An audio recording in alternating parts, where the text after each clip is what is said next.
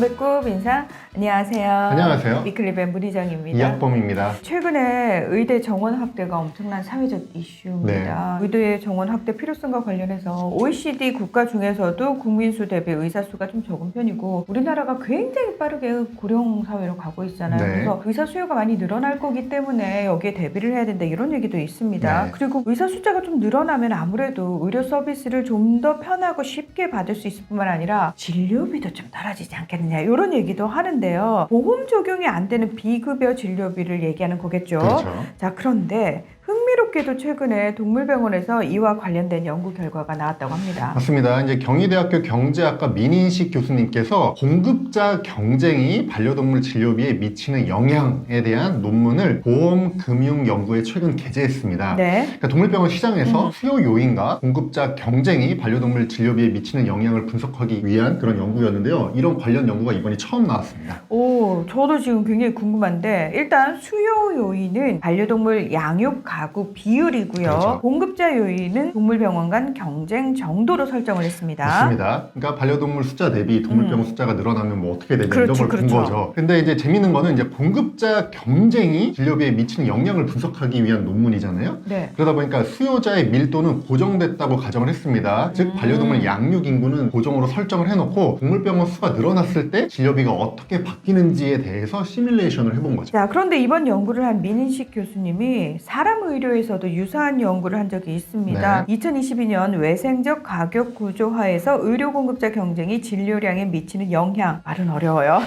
이 연구 결과를 발표한 적이 있는데 이 결과 좀 쉽게 설명을 해주세요. 네, 의료 서비스 가격을 국가가 규제하는 경우에 네. 의료기관의 경쟁이 증가함에 따라서 진료 강도가 증가한다는 그런 결론입니다. 쉽게 얘기하면은 이제 우리나라는 건강보험 제도가 있어서 급여 항목의 경우에는 수가가 다 정해져 있잖아요. 네. 이렇게 가격이 고정돼 있는 상태에서 병원이 많이 늘어나면서 의사 간의 경쟁이 심화되면 의사들이 진료 강도를 오히려 높이는 쪽으로 움직인다는 거죠. 그래서 일반 재화나 서비스는 공급자 경쟁이 심화되면 가격이 떨어지기 마련이잖아요. 그것과 달리 의료 서비스는 오히려 병원이 늘어나서 의사의 경쟁이 심화될수록 환자가 지불해야 되는 전체 비용이 커진다. 이런 결론입니다. 다시 동물병원 연구로 돌아와서 네. 아까 반려동물 양육 가구 비율은 고정을 한 채로 네. 동물병원 수 변화에 따른 진료비 차이를 분석해 봤다고 했는데 어떤 통계들을 사용을 한 건가요? 사실 우리 반려동물 분야에 정확한 통계가 없는 게 굉장히 큰 문제잖아요. 맞아요. 그래서 이 연구도 사실은 한계가 있습니다. 우리가 그 부분을 고려하고 연구 결과를 봐야 되는데요. 반려동물 양육 가구 비율은 2020년에 진행된 인구주택 총조사 결과를 인용을 했고요. 네. 동물병원 숫자는 2023년 8월 행안부의 인허가 데이터를 활용을 했고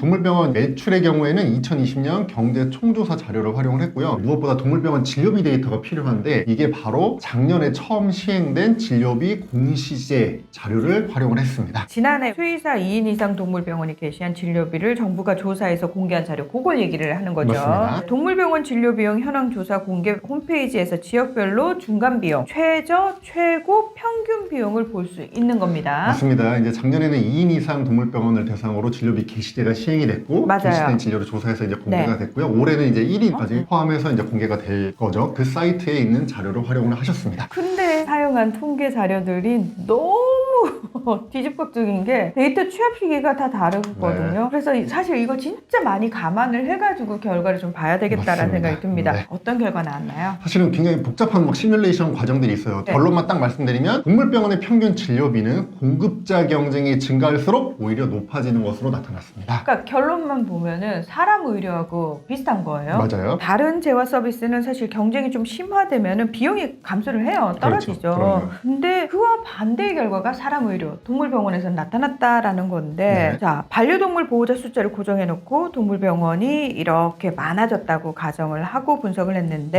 네. 왜 진료비가 상승을 하는 거냐? 이거 상식적으로 좀 이해 안 된다 하시는 분들 많을 것 같아요. 그렇죠. 그러니까 반려동물 숫자, 반려동물 양육 인구는 똑같고 네. 동물병원 숫자가 늘어나면 늘어나는데. 진료비가 떨어져야 될 것 떨어져야지. 같은데 반대의 결과가 나온다는 거죠. 네. 그 이유는 뭐냐면은 공급자, 이제 동물병원이죠. 동물병원 간의 경쟁이 심화될수록 동물병원들이 가격을 낮추는 게 아니라 네. 서비스의 질을 높이는 방향으로 움직이고 그 결과 진료비가 높아지게 된다고 합니다. 반대로 경쟁이 낮아질수록 오히려 진료비도 떨어지는 것으로 이제 추정이 됐습니다. 그러니까 단순한 재화 서비스와 달리 반려동물이 대상이잖아요. 그렇죠. 생명이 대상이잖아요. 그러니까 반려동물 보호자들이 가격뿐만 아니라 이 서비스의 품질도 고려하기 때문에 이런 결과가 나오는 걸로 이제 추정이 됐습니다. 우리 반려인들이 반려동물을 말 그대로 진짜 가족처럼 생각을 하잖아요. 그러다 보니까 내가 병원을 갈 때의 기준과 비슷한 기준으로 동물병원을 선택을 하는 것 같아요. 맞습니다. 그래서 단순히 동물병원 숫자 많아지면 진료비 좀 떨어지면 좋겠네 라고 생각할 문제가 아니라는 거예요. 맞습니다. 우리가 TV 살 때, 비행기 예약을 할 때 최저가 검색을 하잖아요. 이런 것과 다르게 움직인다는 거. 왜냐면 우리도 병원 선택할 때 그렇게 선택하지 않거든요. 그렇죠. 네. 그래서 저는 사람 의료도 그렇고 동물 의료도 그렇고 이 생명을 다루는 것과 관련해서 정책은 굉장히 정교해져야 된다. 무조건 숫자만 가지고 1차원적으로 얘기할 문제는 아니다. 네. 이 부분은 굉장히 조심스럽게 신중하게 네. 접근을 해야 된다라는 말씀 다시 한번 드리고 싶습니다. 오늘 위클리 베스는 여기서 마무리하겠습니다. 함께해 주셔서 고맙습니다. 감사합니다.